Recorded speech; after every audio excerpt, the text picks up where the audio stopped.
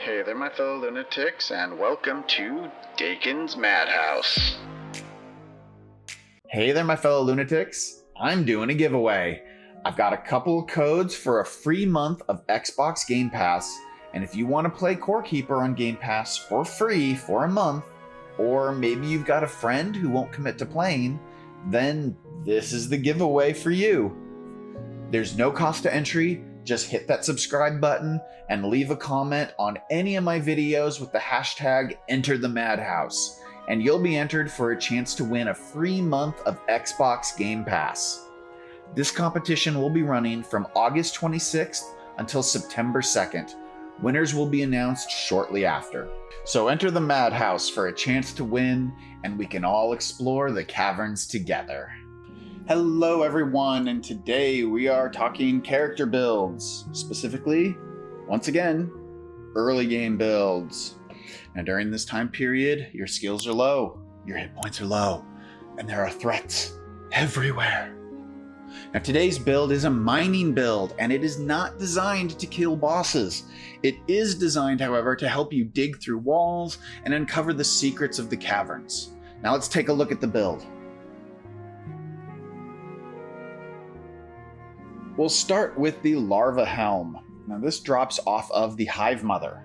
Now if you haven't found the Hive Mother yet, or you just don't want to deal with the Hive in general, you can craft a Bronze Helm at the Tin Anvil. This will also work. It's not quite as good. For our chest, we are wearing the Larva Chest. This drops off of Gorm. Now also be aware that if you happen to have both the Larva Helm and the chest on, you've got the set bonus going, which means you're disguised as Larva, and now all of the Larva faction creatures will no longer be aggressive to you, and you will no longer be able to do damage to them. If it's your first time experiencing this, it's not a bug, it's a feature. The pants that we're wearing are the Caveling pants. These drop off of Cavelings in the Forgotten Ruins. Now, there really isn't an ideal mining necklace at this point in the game, so realistically, you can put whatever you want into this slot. I chose the Grub Egg necklace, which drops off of the Larva. This just gives me a little bit more melee damage to help me out if I get into a fight. For our rings, you're going to want the Ring of Rock and the Ring of Stone. This pairing gives a set bonus that helps out greatly. Both of these rings drop from mining dirt walls as well as from crates within the dirt biome. Your offhand item, realistically, there's not really anything on this build as well for offhand, so put whatever you want in here. I went ahead and used the Rift Lens because I like the teleport feature. But if you want the Swift Feather or you want to put in a shield or something completely different, it's entirely up to you. The same is true for your lantern slot. There is nothing really at this point in the game that will give you any kind of mining benefit, so I just went ahead and put the pumpkin lantern in. Now, if you have gotten lucky enough that you have found enough pre-wall scarlet, maybe you found it in one of those music rooms, or maybe you just happened to scrap something that provided you with enough scarlet that you were able to make a scarlet workbench. This would actually unlock a lantern that does provide mining damage bonus. But I don't expect that you will have access to that, and so I didn't even really want to show it off because you're probably not going to have it before the Great Wall drops. Although there is a small chance that some of you might be able to get your hands on it. If so, then the Orb Lantern is the ideal lantern to wear because of its mining bonus. But usually 99% of you will not have access to it at this point in the game. Again, the bag really doesn't matter either. I went with Gorm's stomach bag for the extra health and the inventory slots. Wear whatever you want. It's not really going to make a difference for this build. When it comes to your tools, we have got some options. The most mining damage and the easiest to get at this stage is the Iron Pickaxe, which is crafted at the Iron Workbench. Now, if you have found some iron chests, there's a chance that you may have found an iron sledgehammer. I'm not showing you guys this because I have not found an iron sledgehammer yet. I've not found any sledgehammers yet in this playthrough. So unfortunately, I don't have a sledgehammer to show off, but If you found sledgehammers, they don't provide quite as much in the way of mining damage, but they can hit multiple walls at the same time.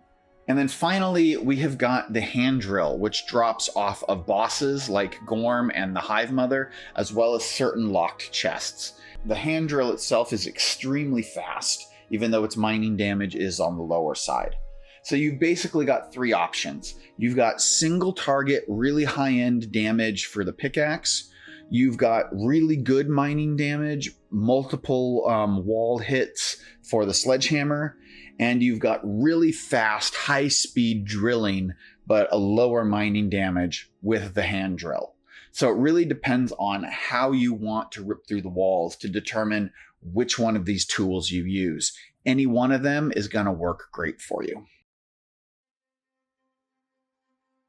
At this stage in the game, really any pet is going to work just fine for you. However, when you're just roaming around, I really like the Subterrier dog pet because he kind of acts as a guard dog and will attack any creatures that are trying to sneak up on you, especially when you're in the clay caverns and you've got those millipedes that are just nipping at your heels and coming through the walls. The Subterrier pet is extremely useful against those kinds of enemies. However, if you're using the Embertail or you're using the Owlux or any of the slimes, those will also work just fine. Because really this early in the game, you just want something that's going to provide some sort of assistance to you while you're out and about in the wilds. And really, all of the pets provide at least a little bit of basic assistance for you. When it comes to skills, the early game really doesn't provide you with a lot of options, but all the choices within the first two tiers are really good choices, and you'll be fine with any decision that you make. However, if you are playing melee, I recommend pushing toward Miner's Strength, because this will eventually give you a boost toward mining damage. Although you won't really benefit from it probably until you take the Great Wall down, unless you decide to do some melee farming. When you're exploring the caverns, you don't have the time or the inventory space to carry multiple different buff foods. What you want is a single, easy to make food that you can craft in bulk. Well, here are three excellent early game options. Choose any one of these or any other combo. I'm not your mom. First, we have got the bomb pepper and the orange cave guppy. This makes the orange pepper wrap, which gives us a movement speed boost and a mining damage buff. Another option is the bomb pepper and the grumpkin. Grumpkin seeds are found in Samhain bags as part of the Halloween event. This makes the dish called the lumpy pepper wrap and provides movement speed and an even bigger mining damage boost than the cave guppy. Finally, there's the tried and true hearty pepper wrap. This is made from heartberry and bomb pepper. This is probably one of the first foods you'll ever make in the game, and frankly, it works really, really well and is really easy to make in bulk. Making large quantities of any one of these foods and you'll be exploring the caverns and staying well fed with ease. And now that you've gorged yourself on some buff foods, you can pay your bill by liking this video, and if you want to leave a tip, just hit that subscribe button. Now, if you're feeling a little extra generous, you can join us on Patreon or become a YouTube member. There are links in the description. Now, this isn't the only way to get through the early game, and I'd love to hear how you've put your character together. Let me know in the comments. I hope this helps with all of your early game builds, and until next time, stay crazy.